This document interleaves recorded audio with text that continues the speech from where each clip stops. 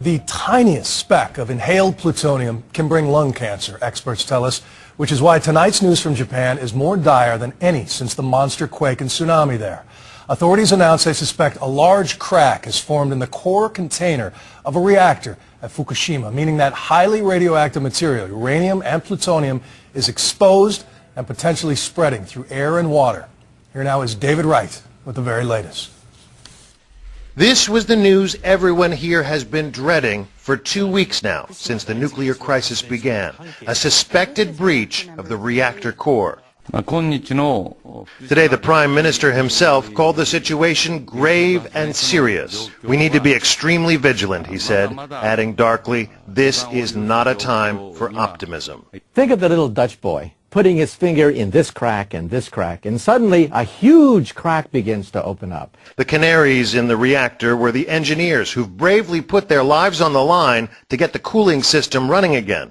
Several of them were dragging a power cable in reactor number 3 when they stepped in a puddle and radioactive water seeped into their boots. 2 of them were rushed to the hospital with serious burns to their feet. Skin contamination is maybe the least of their problems. There are lots of organs inside the body which are far more sensitive than the skin. The doctors have since determined that the water they stepped in was 10,000 times more radioactive than water recently tested just outside the plant, leading the power company to conclude there must be a crack or a hole in the stainless steel chamber of the reactor core. They've now found water equally radioactive in reactor 1 and possibly reactors 2 and 4 as well. Unit 3 is so dangerous because it's the only reactor containing what is called mixed oxide fuel, i.e. plutonium. Plutonium is one of the most toxic chemicals known to science. A dust particle that you can't even see inhaled into your lungs could cause lung cancer. One huge concern now, is it even safe for the workers to keep working? If it gets so radioactive that the workers have to evacuate, then it's abandoned ship. Then it's free fall. Then we could have simultaneously 3 nuclear meltdowns in 3 reactors. That is way beyond Chernobyl. Authorities are now expanding the evacuation area from 12 miles to nearly 20 miles. These new atomic refugees left today from Minamisoma, 15 miles from the reactor. Housing them all is proving to be an enormous challenge, and the government's being forced to be creative. This luxury hotel was due to be torn down later this spring. Instead, it's about to become a high-rise refugee camp. Tokyo's drinking water had a brief scare this week when authorities tested radioactive iodine at levels considered unsafe for babies. Then the governor of Tokyo, who's up for re-election, quickly declared the tap water safe, even drank a glass himself. But many don't buy it.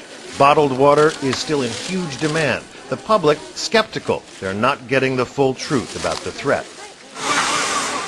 It's been 2 weeks now since the earthquake and the tsunami swept entire coastal neighborhoods out to sea. Toshimi Sasaki and his wife Emi have been searching every day for their children, 3rd grader Nagami, who's 9, and 1st grader Tetsumi. The tsunami swamped their school up to the 2nd floor. A few days ago, they found their son's body. But their daughter is still missing.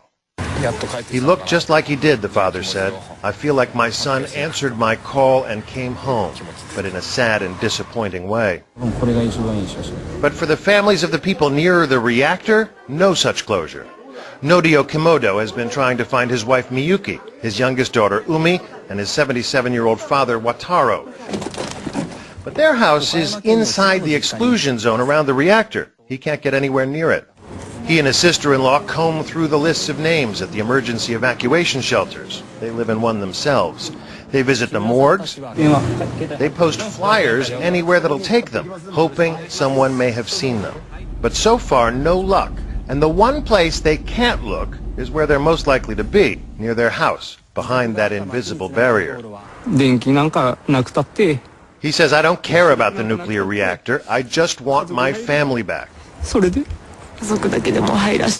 We won't be satisfied until we can see with our own eyes if there's any trace of them, she says. But that won't be possible until the emergency crews finally contain the threat from the nuclear plant. And it now appears that won't happen anytime soon. I'm David Wright for Nightline in Tokyo. After watching what happened in Japan, you have to ask yourself, are you ready? Think about it.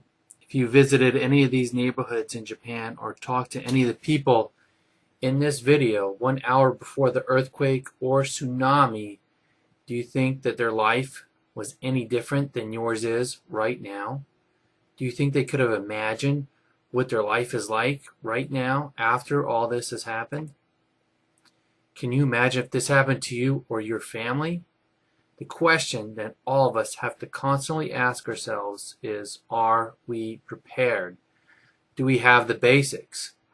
Water, food, and fuel. You know, the old expression goes, it's better to be 2 years too early than 2 seconds too late. You know, besides the radiation, in Japan, the biggest problem is finding clean food and water. There's been reports out that no matter how much money the people have there, they still don't have enough to buy the basic necessities, food and water. Some of them are waiting hours online just to get a few sandwiches for their family. How to prepare. It's easy, a lot easier than you think. First and foremost, you need to get water now. If you go to Costco, you go to your grocery store, you can buy 1-gallon bottles of water for under $1. I bought some for 70 cents last week. Shelf life, 2 years.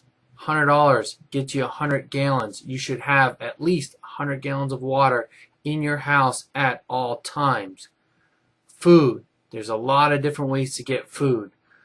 If you go to this site, theworldsgonecrazy.com, watch the video tour, you can get 12 free meals. The company is eFoods Global. How much is the food? Right now you can get servings are less than 92 cents each. You don't have money? Don't worry. You can get tons of free food. Just for watching the tour, you get 12 free meals. While you're watching the tour, you can find out that if you just refer other people to the site, you can get not only make good money, you can also get tons of free food.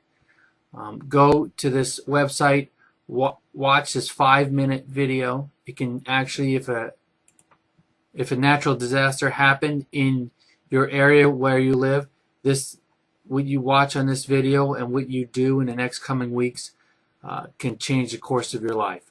So go to theworldsgonecrazy.com, just put an email address in and watch the video. It's that easy.